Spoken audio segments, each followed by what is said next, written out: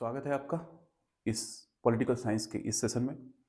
तो पिछली क्लासेस में हम लोगों ने देखा था राज्य के उत्पत्ति के सिद्धांतों से संबंधित। उसमें हम लोगों ने देखा था राज्य के उत्पत्ति का दैवी सिद्धांत, राज्य के उत्पत्ति का शक्ति का सिद्धांत। आज की क्लास में हम लोग देखेंगे कि राज्य के उत्पत्ति का परिवार का सिद्धांत और राज्य के उत्पत्ति का सामाजिक समझौते का सिद्धांत। क्या क्या देखेंगे? तीसरा था राज्य के उत्पत्ति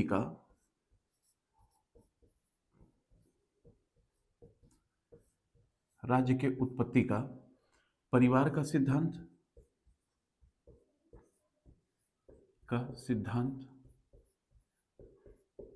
और चौथा देखेंगे राज्य के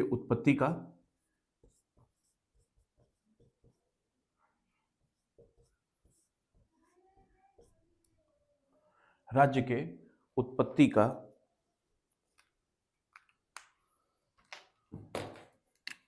सामाजिक समझौते का सिद्धांत। सामाजिक समझौते का सिद्धांत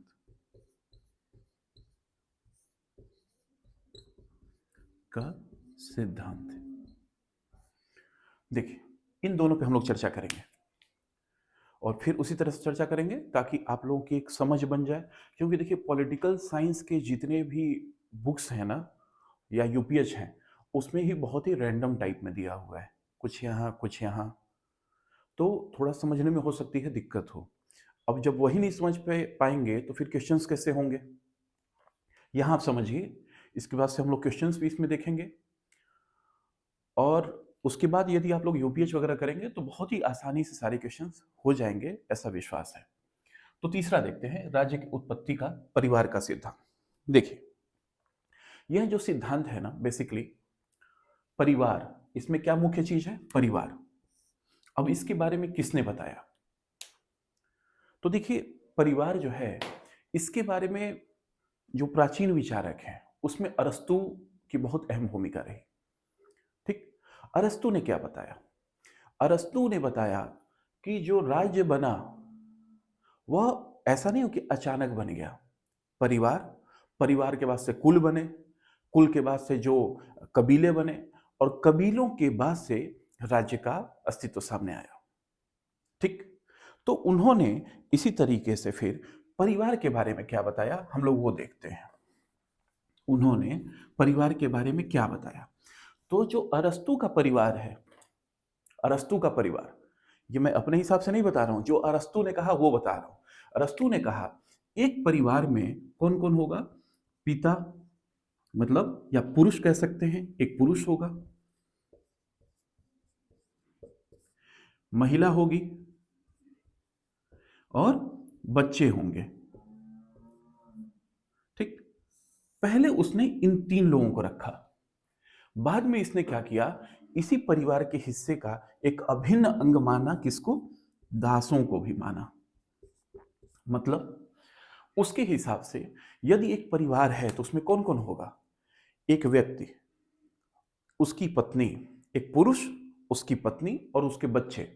यहां पर अरस्तु के हिसाब से शायद वहां पर, यहां पर अरस्तु रहे होंगे, वहां पर कुछ दादा उदा जी लोगों का कॉन्सेप्ट ज्यादा नहीं रहा होगा, या उस परिवार में, उस घर में नहीं रहते होंगे, इसलिए तो उसने जो देखा वो लिखा। ठीक, तो क्या हुआ, उसके परिवार में पुरुष है, महिला है, बच्चे हैं, दास है। अब देखते हैं, कई बार आप लोग मतलब कई जगह पे आप लोग जाते होंगे तो देखते होंगे आपस में लोग एक दूसरे से पूछते हैं कि और परिवार नहीं लाए आप? जैसे कोई जॉब करता है, अधिकतर आप कहीं पे भी जाएंगे, जब देखेंगे तो वहां पे कई लोग आपस में पूछते हैं कि परिवार नहीं लाए आप, या आपका परिवार कहाँ पर है, यहीं पर है या गांव पर है, ऐसी बातें होती हैं। तो अधिकतर जगह पर उस परिवार का मतलब बीवी और बच्चे। ठीक, लेकिन अभी के समय में भारत के कॉन्टेक्स्ट में तो परिवार अरस्तु वाला परिवार नहीं रहता, ये तो पूरा क्या होता है, कुनबा होता है। जैसे जो अरस्तु का परिवार है, ऐसे ऐसे पता नहीं कितने परिवार आ जाएंगे हमारे समाजवादी पार्टी के जो मुखिया हैं उनके परिवार में। ठीक, क्योंकि बहुत उनका परिवार नहीं, पूरा कुनबा है, ऐसे न्यूज में सुनने को मिलता है। तो जिनका उनका परिवार चूंकि बहुत बड़ा है, ठीक है, तो अरस्तु के परिवार में जितने लोग हैं, इससे कई गुना तो उनके घर में मंत्री और विधायक और सांसद और पता नहीं क्या-क्या हो जाते हैं। ठीक है? तो उनका परिवार बड़ा छोटा परिवार था। ठीक? इसी में उन्होंने दासों को रखा। अब दासों को क्यों रखा? देखिए, अरस्तु के बारे में हम लोग फिर अलग से जब पढ़ेंगे, पॉलिटिकल थिंकर्स के बारे में हर एक को पढ़ेंगे, सोक्रेटिस को पढ़ेंगे, प्लेटो को पढ़ेंगे, अरस्तु को पढ़ेंगे, मैकियावेली को पढ़ेंगे, है ना? हॉब्स को पढ़ेंगे। तो इन सबको जब पढ़ेंगे तो उस समय भी देखेंगे, लेकिन अभी के बारे में समझिए कि उन्होंने दासों के बारे में क्या कहा। कहा कि दास जो हैं, ये बर्बर समाज के लोग हैं और उनको वो सिविलाइज्ड नहीं होते हैं। उनको उनका जो नैतिक जो क्या बोलते हैं, उनका विकास होता है, बहुत न्यून होता है। उनको नहीं पता कि क्या अच्छा है, क्या बुरा है। उनके पास सोचने-समझने की बहुत ज़्यादा क्षमता नहीं होती। तो उन अरस्तू के हिसाब से ये कहना था कि ऐसे ऐसे जब दास आएँगे, तो वो परिवार में लोगों की सेवा करेंगे और वह अपने परिवार के मुखिया को देखते-देखते क्या होंगे, वो सीखेंगे, उनका नैतिक उत्थान होगा और एक समय आएगा कि वह पूरी तरीके से जब सभ्य हो जाएँगे, तो उनको चाहे तो परिवार उनको मुक्त कर सकता है, दासता से मुक्त कर सकता है, वह जा सकते हैं और धीरे-धीरे ऐसे ही हमारा समाज सभ्य बनेगा। तो अरस्तू के हिसाब से पहले परिवार बना होगा, ठीक? और परिवार जब बना होगा, परिवार परिवार के बाद से ऐसे ही जब परिवार के लोग मिले होंगे तो एक कुल बना होगा। क्या बना होगा? एक कुल। और ऐसे ही कुछ कुल के लोग मिलकर क्या बनाए होंगे? जब कुछ कुल के लोग मिले होंगे तो एक यहां पर उनका बना होगा एक छोटा सा क्षेत्र, कह लीजिए एक छोटा सा क्षेत्र जिसको उस समय कबीला कहा जाता था। अभी के समय में ये मान लीजिए कि कुल के मतलब जैसे कुल मिलाकर क्या हो, एक छोटा सा क्षेत्र जैसे गांव कह लीजिए या गांव से बढ़कर कुछ और क्षेत्र कह लीजिए, जिला कह लीजिए। तो उस समय क्या था, एक कबीला बना होगा और कबीला से जब बढ़कर आगे निकला होगा तो राज्य का निर्माण हुआ होगा। तो अरस्तु के हिसाब से इस तरह से परिवार जो है वो छोटी इकाई है और परिवार ऐसे बहुत सारे परिवार मिले होंगे तो कुल, बहुत सारे कुल मिले होंगे तो कबीला, बहुत सारे कबीले मिले होंगे तो राज्य। कई जगह पर यहीं पर गोत्र का भी वर्णन आता है कि यहां से भी एक गोत्र के लोग मिलकर फिर कुल बनाए होंगे, फिर कबीला बना होगा, फिर क्या बना होगा, राज्य बना होगा। तो राज्य का उत्पत्ति यहां से हुआ उनके हिसाब से। अब इसमें भी क्या होता है, कहा गया कि परिवार भी दो तरीके का होता है। एक होता है पितृसत्तात्मक परिवार और दूसरा होता है मातृसत्तात्मक परिवार। अब देखिए उसके बारे में, परिवार में ही किस तरीके का होता है। एक होता है पितृसत्तात्मक, पितृसत्तात्मक परिवार और दूसरा मातृसत्तात्मक परिवार।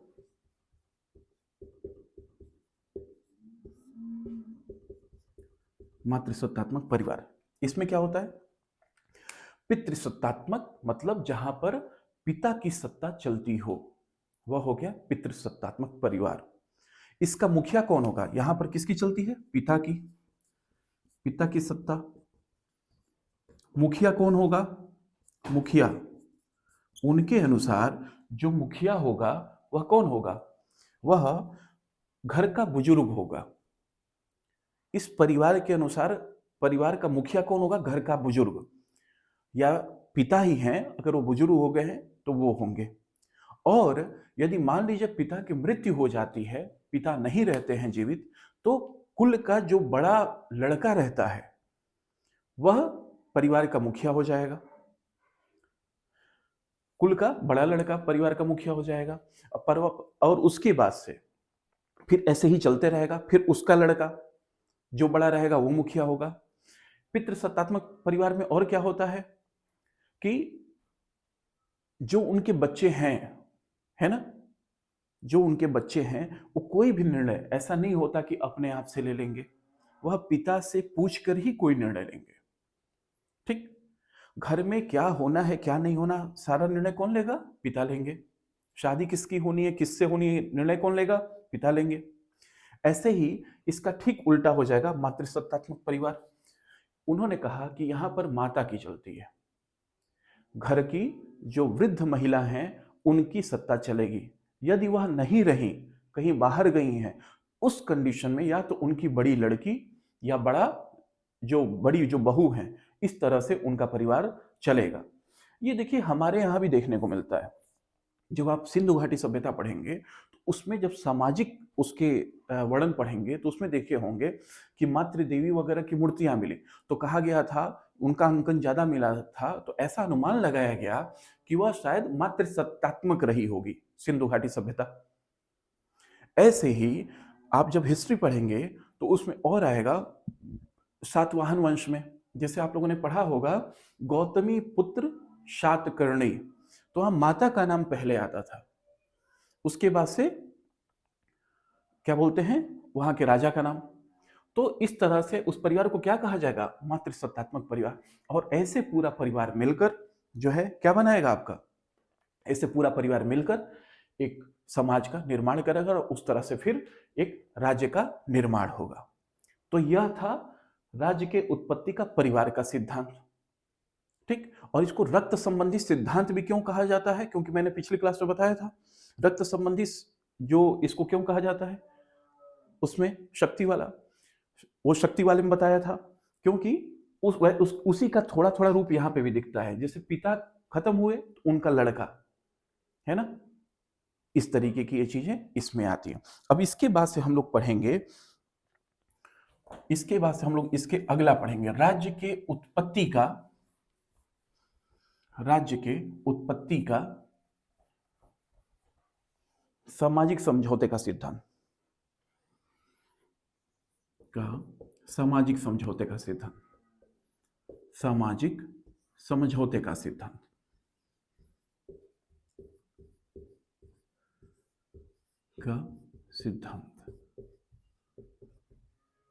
यह क्या था भाई, देखिए इसके विचारकों की जब बात आती है ना, तो रिचर्ड हुकर इसके प्रतिपादक थे। कौन प्रतिपादक? रिचर्ड हुकर, कुकर से समझ सकते हैं, कुकर से याद कर लीजिएगा, और जब एग्जाम में आएगा कू की जगह पे हु लगा दीजिएगा, रिचर्ड हुकर। ठीक, और इसके समर्थकों में स्पिनोजा, एक उनका नाम याद रख लीजिएगा, जैसे स्पिन हो जा ऐसे करके याद रख लीजिएगा कि जैसे बॉल स्पिन होती है ना, स्पिन हो जा, तो उनका नाम है। इसके समर्थकों में एक स्पिनोजा का तो कम से कम नाम याद रख ही लीजिएगा, बहुत ज्यादा नहीं पूछता। ठीक, यह हो गया, यह है समर्थक। लेकिन वास्तविक सब इसके प्रतिपादक भी कहे जाते हैं कुछ लोग, जैसे इसमें हॉब्स हैं, लॉक हैं, रूसो हैं। इन्होंने इसकी वास्तविक व्याख्या की, किसकी? सामाजिक समझौते की।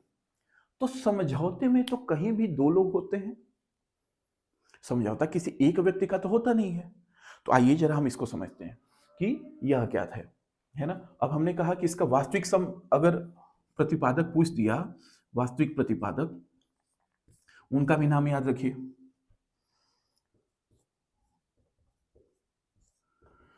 Hobbs, lock, Rousseau. इसी में रूसो का आगे सामान्य इच्छा का भी सिद्धांत आता है, वो भी हम लोग आगे देख लेंगे, नहीं होगा तो अगली क्लास में देखेंगे। लेकिन इनका याद रखिएगा कि इसके वास्तविक प्रतिपादक कौन है, हॉब्स, लॉक, रूसो। हॉब्स का थोड़ा ज्यादा याद रखिएगा।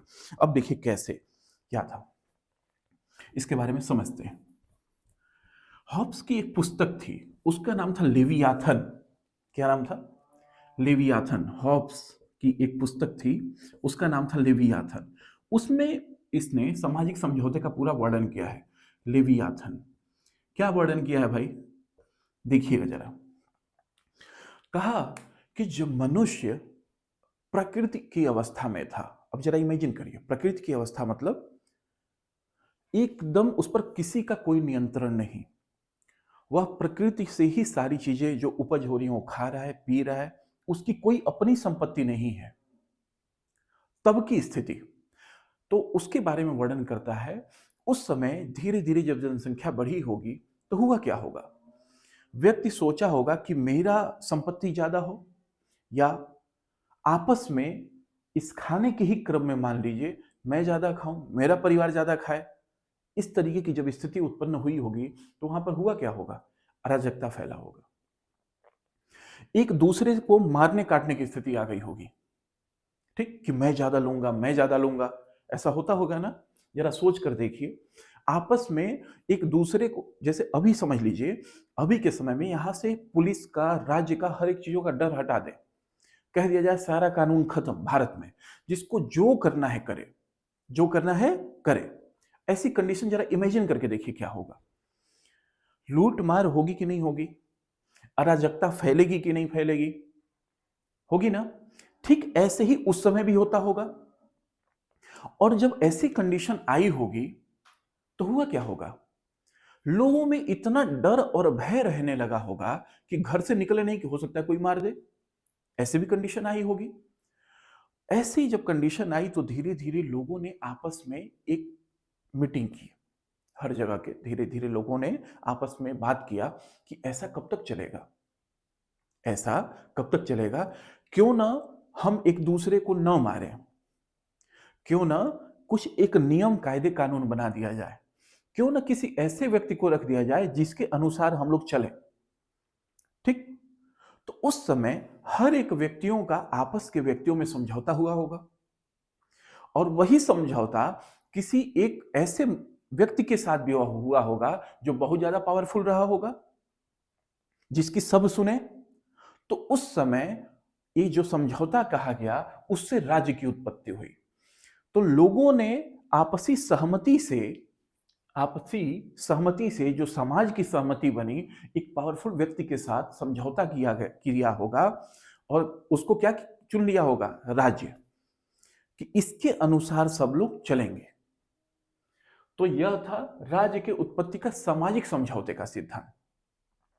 समाज के लोगों ने समझौता किया, किससे? आपस में भी और उस व्यक्ति से भी। ठीक, तो इस तरह से इस समझौते का आया। अब इसमें और क्या चीजें डेवलप हुई? देखिए, यह जो समझौता है ये दैवीय समझौते के विरुद्ध आया।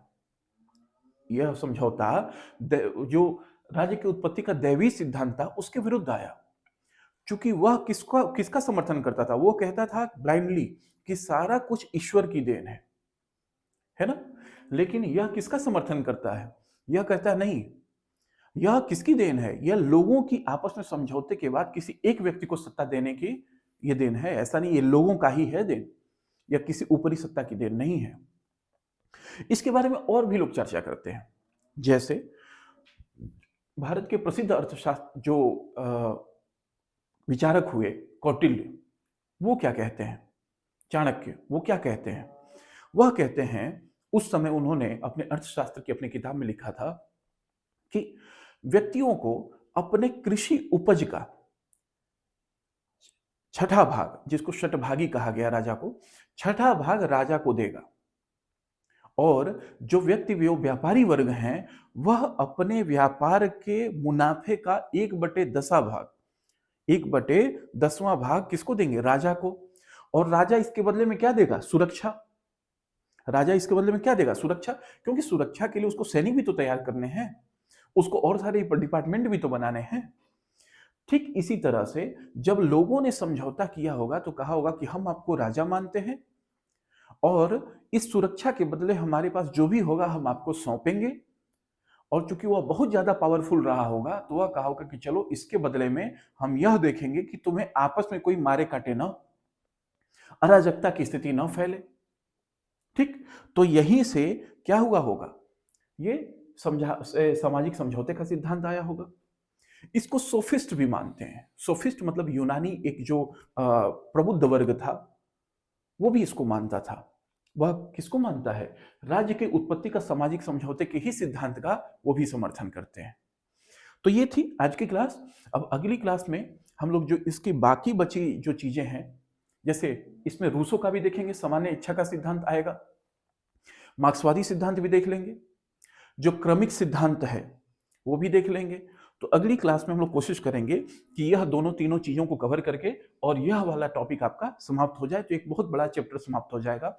और यह चैप्टर जब समाप्त होगा ना, तो सारे जो क्वेश्चंस हैं इसी के इर्द गिर्द सारी चीज़ें पूछी जाएंगी, तो आपका एक बहुत बड़ा टॉपिक समाप्त हो जाएगा। ठीक, इसके बाद हम लोग देखेंगे कैसे अगर क्वेश्चंस हो पाए तो हम लोग क्वेश्चंस भी क्या करेंगे, उसी में डाल देंगे। तो ये सब चीज़ें जरा याद रखिएगा कि इसका हॉब्स की पुस्तक का नाम क्या है, इस समझौते का वास्तविक प्रतिपादक किसको कहा जाता है ना, इसके समर्थक कौन हैं, इस तरह से आप लोग याद रखिएगा। अरस्तु के बारे में जो हमने परिवार के बारे में बताया था कि परिवार के अंग किसको किसको मानता है, तो पति पत्नी बच्चे और दास, ये याद रखिएगा। दासों को भी मानता है, ऐसा नहीं कि दास थोड़ी होंगे, ऐसा नहीं सोचना है, क्वेश्चन गलत हो जाएगा। ठीक है, तो ये थी आपकी क्लास। फिर नेक्स्ट क्लास में हम लोग मिलते हैं। आज के लिए इतना ही। Thank you so much.